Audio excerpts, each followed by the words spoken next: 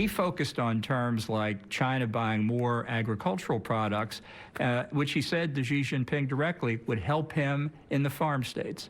A really, to me, stunning statement by a president to the leader of an adversarial foreign country.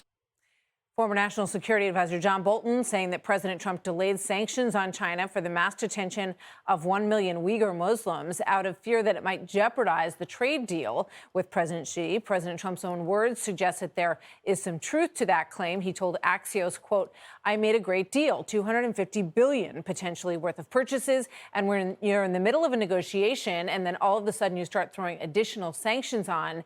We've done a lot. I put tariffs on China, which are far worse than any sanction you can think of." White House trade advisor Peter Navarro joins me now with that. Peter, good to have you with us. Thank you for being here today. Good evening, Martha. How are you? Hey, did you hear about the new film deal that Bolton's got? No. Orange is the new seersucker. I'm telling you, this guy. All right. Here's my prediction. No. I want to ask you a question.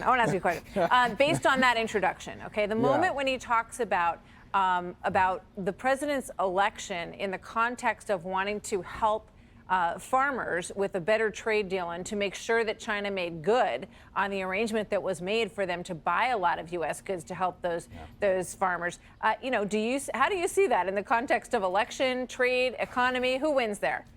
Well, first of all, what always surprised me about Dr. Strangelove here is that he never cared much about China. He was always trying to bomb Iran or send more troops to the Middle East, and everything he wanted to do would have made us less peaceful and less prosperous, which is why President Trump eventually got rid of him.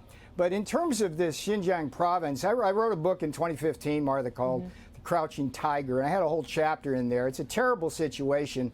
You have a province of Uyghurs. These are Muslims that China took over decades ago in a violent act. And what's going on now is an ongoing ethnic cleansing and cultural genocide, just like they're doing in Tibet. Now, here's the thing, Martha. This president, Donald J. Trump, has actually done things about that. We have, for example, visa restrictions on the people who run those camps.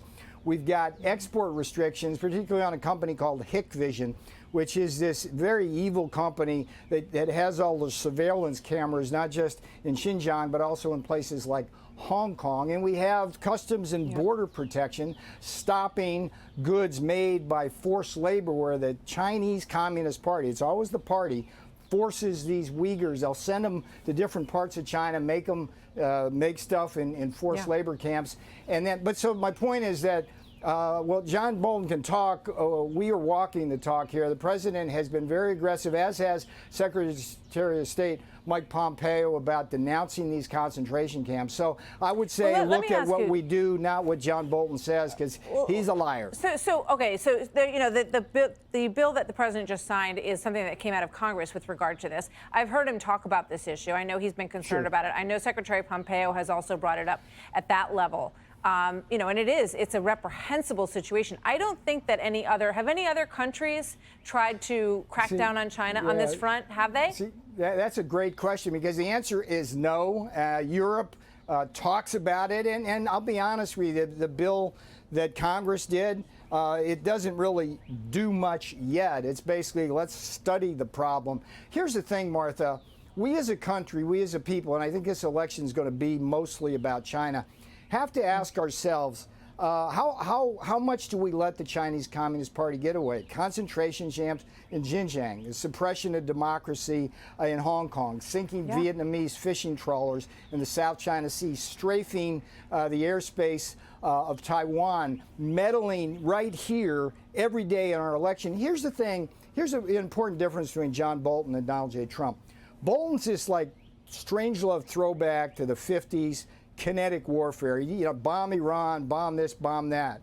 What President Trump understands is we're in a very sophisticated environment where it's economic warfare, which is where the tariffs come into play when China attacks us with their economic aggression, but it's also information warfare. China, as we Yeah, speak, there's no doubt about the Chinese Communist Party, they're trying to say that we created the virus, not them. They're trying to basically say their authoritarian let me just ask you one more question, which I'd love an answer to. You know, when do you think that the president sort of, I mean, he obviously really wanted to hang on to this trade deal as much as possible, and he wanted them to make good on the promises because there had been progress made on that trade deal. But given everything that's happened and all the things you just listed, is that over? It's over, yes. I think that here's, I think, the turning point.